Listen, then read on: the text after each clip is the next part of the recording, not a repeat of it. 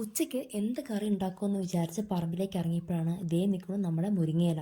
എനിക്ക് എത്താവുന്ന അടുത്ത് ഇത്രയും മുരിങ്ങയില ഉണ്ടായിരുന്നുള്ളൂ. അതുകൊണ്ട് ആദ്യം തോര വയ്ക്കാമെന്ന് വിചാരിച്ചെങ്കിലും പ്ലാൻ നേരെ അങ്ങ് മാറ്റി. പരിപ്പും കൂട്ടി ഒഴിച്ചുകറി വെച്ചേക്കാമെന്ന് തീരുമാനിച്ചു. ഊണിന് ഒഴിച്ചുകറി മസ്റ്റാണ്. അപ്പോൾ എന്താണെങ്കിലും കിട്ടിയ മുരിങ്ങയിലയായിട്ട് ഞാൻ നേരെ വീട്ടിലോട്ട് പോയി. ഇത് ഇത്രയാണ് നമുക്ക് കിട്ടിയ മുരിങ്ങയില കേട്ടോ. സാരില്ല, ഇത് വെച്ച് തൽക്കാലം ഇന്നത്തേക്കുള്ള കറി നമുക്ക് ഒപ്പിക്കാം. കിട്ടിയ മുരിങ്ങയിലയെ നല്ല വൃത്തിയായിട്ട് കഴുകിയെടുക്കാം. നമ്മുടെ പറമ്പിൽ നമ്മുടെ മുരിങ്ങയില തന്നെ ആണെങ്കിൽ പോലും അതിനകത്ത് പൊടിയോ അല്ലെങ്കിൽ എന്തെങ്കിലും പ്രാണികളോ അങ്ങനെ എന്തെങ്കിലും ഉണ്ടാവാൻ സാധ്യതയുണ്ട്. അപ്പോൾ അതുകൊണ്ട് വെള്ളത്തിൽ നല്ല പോലെ കഴുകിയെടുക്കുക, ഒന്നുമില്ലെന്ന് ഉറപ്പ് വരുത്തുക. ഇതാണ് നമ്മുടെ കഴുകി വൃത്തിയാക്കിയെടുത്ത മുരിങ്ങയില കേട്ടോ. അപ്പോൾ ഇനി കറി ഉണ്ടാക്കാൻ പോകാം. ആദ്യം കുറച്ച് പാത്രത്തിൽ എൻ്റെ 2 കൈ കൊള്ളുന്ന അത്ര പരിപ്പാണ് ഞാൻ എടുത്തിരിക്കുന്നത് കേട്ടോ.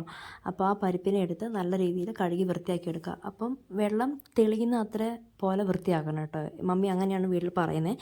അപ്പോൾ ഇതിൻ്റെ വെള്ളം തെളിയുന്ന പോലെ അത്ര രീതിയിൽ ഇതിനെ വൃത്തിയാക്കി എടുക്കുക.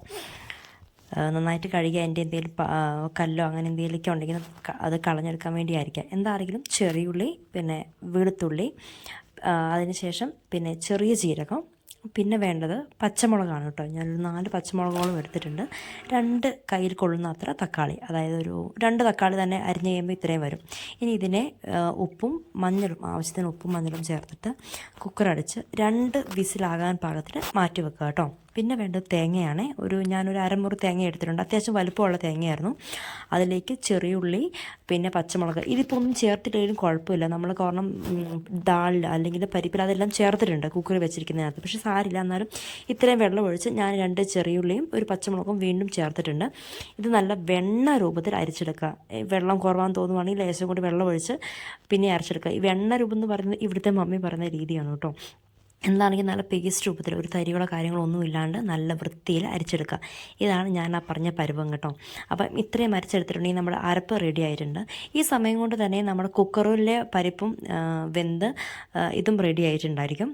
അപ്പം ഇനി കടുക് പൊട്ടിക്കാനാണ് നോക്കേണ്ടത് കേട്ടോ. അതിനകത്ത് ചെറിയുള്ളി, കറിവേപ്പില, എല്ലാത്തിനും എനിക്ക് ചെറിയുള്ളി കുറച്ച് മസ്റ്റാണ്. ഇതൊരു 4-5 ചെറിയുള്ളി ഉണ്ട്, പിന്നെ കറിവേപ്പില. വേറൊന്നുമില്ല, ഇത്രയും മാത്രമേ ഞാൻ എടുക്കുന്നുള്ളൂ കടുക് പൊട്ടിക്കാനായിട്ട്. പിന്നെ ഞാൻ പറഞ്ഞിട്ട് നമ്മുടെ പരിപ്പ് റെഡിയാണ് ഇവിടെ. അപ്പോൾ അതിൻ്റെ ആവി കാരണമായിട്ടൊരു മങ്ങിയ നിറം തോന്നിക്കുന്നത്. അപ്പോൾ ഈ സമയം കൊണ്ട് നമ്മുടെ പരിപ്പും റെഡിയാവും.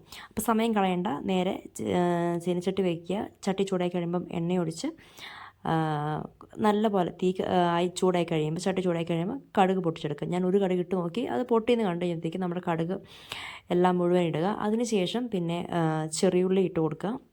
മുഴുവൻ കടുകും പൊട്ടി തീർന്നിട്ട് വേണം ഉള്ളി ഇട്ട് കൊടുക്കാൻ, അല്ലെങ്കിൽ കടുക് ഇങ്ങനെ പൊങ്ങി കിടക്കും കേട്ടോ. അപ്പം ചെറിയുള്ളി ഇട്ട് കൊടുത്തു. അതിനുശേഷം പുറകെ തന്നെ നമ്മുടെ കറിവേപ്പില. ഇത്രയങ്ങ് ബ്രൗൺ ആവണ്ട ഉള്ളി. എൻ്റെ തീ കുറച്ച് കൂടുതലായിരുന്നു. ഇൻഡാലിയം പാത്രം ആയതുകൊണ്ടായിരിക്കാം നല്ലപോലെ തീ ഉണ്ടാടിയില്ല. അപ്പോൾ ഈ സമയം ഞാൻ ഫ്ലെയിം കുറച്ച് വെച്ചിട്ടോ, നമ്മുടെ ഒത്തിരി അങ്ങ് കരിഞ്ഞ് പോകണ്ടെന്ന് വിചാരിച്ചിട്ട് ഞാൻ ഫ്ലെയിം കുറച്ചാണ് വെച്ചിട്ടുള്ളത്. അപ്പം ഇത് ഏകദേശം ഒന്ന് റെഡി ആയി കഴിയുമ്പോഴത്തേക്കും നമ്മുടെ മെയിൻ താരം എന്താണ്, മുരിങ്ങയില ഇട്ട് കൊടുക്കുക കേട്ടോ. അപ്പം അത് ഫുള്ളായിട്ട് ഇട്ട് കൊടുക്കുക. അപ്പം ഞാൻ ഇട്ട് കൊടുത്ത് അപ്പം തന്നെ ഇളക്കി തുറക്കണം. കാരണം ഞാൻ ഒരു കയ്യിൽ എൻ്റെ ഫോൺ, മറ്റേ കയ്യിൽ പാത്രം ഉള്ളതുകൊണ്ട് ഞാൻ ഓരോ മുരിങ്ങയിലയും, കാരണം നമുക്ക് ആകെ കുറച്ച് ഇലയേ ഉള്ളൂ, അപ്പോൾ ഒന്നും വേസ്റ്റ് ആക്കാണ്ട് മുഴുവൻ ഇലയും പാത്രത്തിൽ ഇട്ട് കൊടുത്തിട്ട് നല്ല പോലെ ഇളക്കിയെടുക്കുക. കാരണം ഇത് ഇനി ഇളക്കിയെടുത്ത് വരുമ്പോൾ കുറച്ച് പിന്നെയും കുറയും.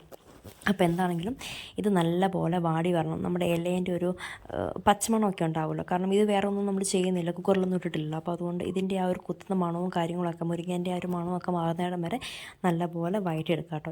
ഈ ഒരു പരുവത്തിലെത്തി കഴിയുമ്പം നമ്മുടെ തേങ്ങേൻ്റെ അരപ്പ് ചേർത്ത് കൊടുക്കുക. അപ്പം ഇതിൽ വെള്ളം ഒഴിച്ചാലും കുഴപ്പമില്ല, കാരണം അത്യാവശ്യം ചാറാണല്ലോ, ഒഴിച്ച് കറിയാണല്ലോ. അപ്പോൾ നല്ല പോലെ വെള്ളം ഒഴിച്ച് ഫുള്ള് അരപ്പ് ചേർത്തിട്ട് കൊടുക്കുക.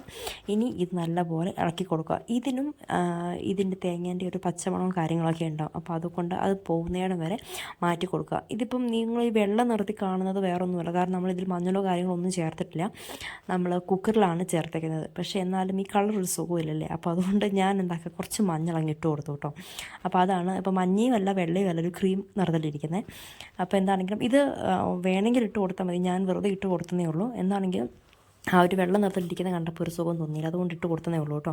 അപ്പം ഇത് നല്ല പോലെ ആവി എടുക്കുക. തേങ്ങ ആയതുകൊണ്ട് ഇതിൻ്റെയും പച്ചമണ്ണമൊക്കെ നന്നായിട്ട് മാറി വരണം. ഇതുണ്ടോ, ഈ ഒരു ഗുളുഗുളു തിള വന്നില്ലേ, ഇത് തിള വന്ന് കഴിയുമ്പം നമ്മുടെ അരപ്പല്ല, നമ്മുടെ പരിപ്പ് ഇതിലേക്ക് ഇട്ട് കൊടുക്കുക. പരിപ്പായതുകൊണ്ട് തന്നെയും നന്നായിട്ട് കുറുകി വരും. അത് ഇരിക്കും തോറും കുറുകി വരുന്ന സാധനമായതുകൊണ്ട് ഇനിയും നല്ലപോലെ വെള്ളം ചേർത്ത് കൊടുക്കണം കേട്ടോ. അപ്പോൾ ഒരു കുറച്ചും കൂടെ വെള്ളം ഇതിലേക്ക് ഒഴിച്ച് കൊടുക്കണം. ഇനി നമ്മുടെ അരപ്പെല്ലാം കൂടെ നന്നായിട്ട് മിക്സ് ചെയ്യുക. മിക്സ് എന്തായാലും ഇലയുണ്ട് കേട്ടോ, ആവശ്യത്തിന്. കുഴപ്പമില്ല, ഞാൻ വിചാരിച്ച് ഒട്ടും ഉണ്ടാവില്ല എന്ന്, പക്ഷേ കുഴപ്പമില്ല, ആവശ്യത്തിനുള്ള ഇലയുണ്ട്. അപ്പം ഇത് നല്ലപോലെ ഇളക്കി കൊടുക്കുക. നമ്മൾ പരിപ്പിൽ ഉപ്പ് ചേർത്തിട്ടുണ്ടായിരുന്നു, ഇനി പരിപ്പിനും കൂടിയുള്ള ഉപ്പ് ചേർത്ത് കൊടുക്കണം. നോക്കിയിട്ട് മതി, ആവശ്യമുണ്ടെങ്കിൽ ചേർത്ത് കൊടുക്കുക. അപ്പം വെള്ളം കുറവായതുകൊണ്ട് ഞാൻ കുറച്ചും കൂടെ വെള്ളം ഒഴിച്ച് കൊടുക്കുന്നുണ്ട് കേട്ടോ. ഇതും പോരാ, കാരണം ഇനിയും ഒരു 2-3 മണിക്കൂർ കഴിയുമ്പം ഇനിയും ഇതിൻ്റെ വെള്ളം മുഴുവൻ വറ്റുമെന്നല്ല, ഒരു കുറുകി ടൈപ്പിലോട്ടായി വരും. അപ്പം അത് ആവശ്യമനുസരിച്ച് നിങ്ങളുടെ ഇഷ്ടം അനുസരിച്ച് ചേർത്ത് കൊടുത്താൽ മതി. ഇപ്പം നമ്മുടെ കറി ഓൾമോസ്റ്റ് റെഡി ആയിട്ടുണ്ട്. ഇപ്പോൾ അരപ്പിൻ്റെ ആ ഒരു പച്ചമണവും കാര്യങ്ങളെല്ലാം പോയിട്ടുണ്ട്. ഇനിയിപ്പം ഇത് ഒത്തിരി അങ്ങ് തിളയ്ക്കണ്ട, കാരണം തേങ്ങയുള്ളത് കൊണ്ട് അല്ലെങ്കിൽ ഒരു പിരി പോലെ വരും. അപ്പം ഒന്ന് എല്ലാം കൂടി ഒന്ന് പരിപ്പും ഇതെല്ലാം കൂടി ഒന്ന് മിക്സ് ആകാനായിട്ട് ജസ്റ്റ് ഒന്ന് വെയിറ്റ് ചെയ്താൽ മതി. ഇത് ഏറ്റവും കുറച്ച് വെച്ചിട്ട് വേണം ഇത് തിളപ്പിക്കാൻ കേട്ടോ. ഇത് മതി, നമ്മുടെ കറി ഓൾമോസ്റ്റ് റെഡി ആയിട്ടുണ്ട്. ഫോണിൽ എടുത്തുകൊണ്ടായിരിക്കാം, ഇതല്ല നല്ല മഞ്ഞ നിറമാണ് കേട്ടോ കറിക്ക്. ഇതിപ്പോൾ വേറെ ഒരു നിറത്തിലാണ് ഇരിക്കുന്നത്, എന്താ സംഭവം എന്നറിയത്തില്ല, എൻ്റെ ഫോണിൻ്റെ ആയിരിക്കാം. അപ്പോൾ എന്താണെങ്കിലും തിള നന്നായിട്ട് വരുവാണെങ്കിലും ഇളക്കി കൊടുത്തുകൊണ്ടിരിക്കുക. ഒത്തിരി തിളച്ചിട്ടുണ്ടെങ്കിൽ തേങ്ങ ചേർത്തത് കൊണ്ട് ഇതിൻ്റെ ആ ഒരു പിരി പോലെയായി വരും, മീൻസ് ഒരു പിരിഞ്ഞു പോകുന്ന പോലെയായി വരും. അപ്പോൾ എന്തായാലും ഞാൻ ഒരു പാത്രത്തിലൂടെ എടുത്ത് മാറ്റിയിട്ടുണ്ട്. നമ്മുടെ കറി റെഡിയാണ്. ചോറിൻ്റെ കൂട്ടത്തിലും ഇതും ഒരു ഉണക്കമീനൊക്കെ ഉണ്ടെങ്കിൽ പിന്നെ വേറെ ഒന്നും വേണ്ട. അപ്പം ഭയങ്കര സിമ്പിളാണ്, നിങ്ങൾ വീട്ടിൽ എന്തായാലും ട്രൈ ചെയ്ത് നോക്കുക. നിങ്ങൾ എൻ്റെ ചാനൽ ആദ്യമായിട്ട് കാണുന്നവരാണെങ്കിൽ ചാനലൊന്ന് സപ്പോർട്ട് ചെയ്ത് സബ്സ്ക്രൈബ് ചെയ്യണം കേട്ടോ. അപ്പോൾ മറ്റൊരു വീഡിയോ ആയിട്ട് ഞാൻ വീണ്ടും വരാം. അതുവരെയും ബായ്.